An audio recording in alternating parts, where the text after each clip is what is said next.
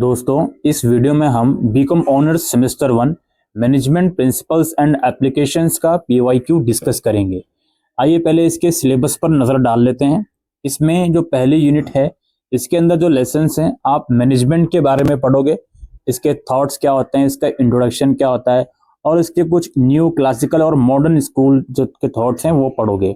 फिर contemporary theories जो है मैनेजमेंट की, वो आप पढ़ोगे। अगली यूनिट में प्लानिंग है। प्लानिंग क्या होता है, स्ट्रेटेजिक प्लानिंग, बिजनेस एनवायरनमेंट और डिसीजन मेकिंग के बारे में पढ़ोगे। फिर है ऑर्गेनाइजिंग। ऑर्गेनाइजिंग स्ट्रक्चर क्या होता है, इसके एलिमेंट्स, ये सब चीजें आप पढ़ोगे। फिर अगली यूनिट में स्टाफिंग है, मोटिवेशन है, लीडरशिप है, लीडरशिप थ्योरीज है, communication, control, managerial control techniques हैं। फिर लास्टली आपको कॉन्टेम्पररी चैलेंजेस जो है मैनेजमेंट में वो पढ़ोगे। एंटरप्रेन्योरशिप और इनोवेशन के बारे में पढ़ोगे और कुछ एथिक्स एंड वैल्यूज के बारे में पढ़ोगे। ये ब्रीफ सा सिलेबस है। आइए चलते हैं इसके पीवाईक्यू की तरफ। तो पेपर एज यूजुअल 90 मार्क्स का आपका आने वाला है। सारे क्वेश्चंस करने मैंडेटरी हैं दोस्तों, और इसमें इंटरनल चॉइस आपको जरूर से देखने को मिलेगी। क्वेश्चन है दोस्तों, इसका ए पार्ट है। क्या बोलते हैं ये, management is guiding human and physical resources into dynamic organisational units which attain their objective to the satisfaction of those served, and with a huge degree of moral sense of attainment on the part of those rendering service. Discuss this statement and explain the importance of management. तो इस statement में management का basic जो guide होता है, basic जो principles होता है, वो सब लिखा हुआ है। तो इस स्टेटमेंट को आपको डिस्कस करना है और एक्सप्लेन करना है मैनेजमेंट की इंपॉर्टेंस को।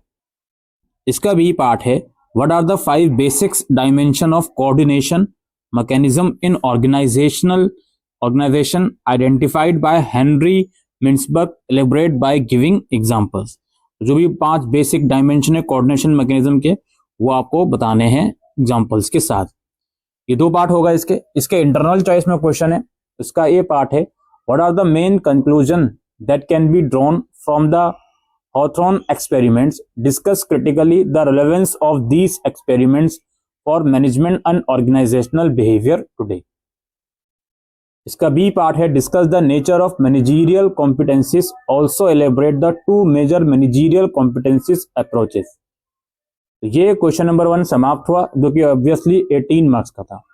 फिर नेक्स्ट क्वेश्चन स्टार्ट होता है, क्वेश्चन नंबर 2। इसका ये पार्ट है, what is management by objectives, what are its features, what are the steps involved in MBO program। next part है, what is group decision making, briefly discuss group decision making techniques। इसके internal choice में जो question है, उसका ए part है, what is business level strategic planning, explain the different business level strategies that can be adopted by the firm to gain competitive advantage। B part है, a meso factor is a setting between macro and micro environment of a business। Explain this statement and briefly discuss the meso environmental factors of business firms। फिर आपका question number 3 start होता है। इसका ये part है, distinguish between delegation and decentralization, how to measure the degree of decentralization, what are the factors which determine the degree of decentralization। B part है, what is organizational design, discuss the factors affecting organisational design. इसके internal choice में जो question है, इसका A part है, differentiate between project and matrix organisation, explain the suitability, matrix and demerits of projects organisation, merits and demerits of project organisation. इसका B part है, what is formal organisation, what are its features, discuss the advantages and disadvantages of formal organisation. फिर दोस्तों question number 4 start होता है। इसका A part है, what is motivation, discuss the factors affecting motivation. Then what is followership, how is it different from leadership, discuss the Robert Kelley model of followership. फिर दोस्तों आपका इसमें इंटरनल चॉइस में question है। इसका ए पार्ट है, what is controlling, discuss the main principles of an effective control system, और explain the balance scorecard approach to managerial control. इसके बाद क्वेश्चन नंबर 5 है दोस्तों। इसमें क्या है, read the following case carefully and answer the question below तो आपको क्वेश्चन नंबर 5 में कुछ केस स्टडी गिवन होगी और ये केस स्टडी दोस्तों काफी लंबी है, 6-7 पेजेस की केस स्टडी आपको गिवन है एक पर्टिकुलर बिजनेस फर्म की। तो अब इस केस स्टडी के बेसिस पर आप लोगों से कहा जा रहा है कि कोई 3 क्वेश्चन करिए। क्वेश्चन क्या है? What are the core values of Bhilwara group of companies discuss.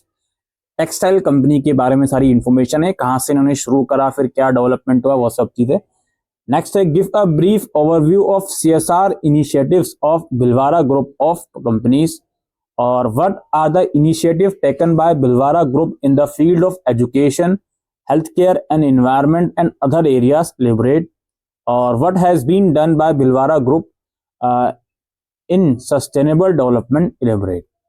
ठीक है, ये हो गया क्वेश्चन नंबर 5। अब इसके इंटरनल चॉइस में जो क्वेश्चन है उसमें क्या है भाई?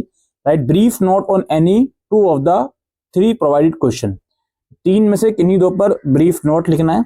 यह है impact of digitalization on business firms, और रीजंस फॉर इंटरनेशनलाइजेशन, और role of value in management. तो ये था दोस्तों आप लोगों का PYQ और examination pattern BCom honours semester 1 management principles and applications का। Thank you.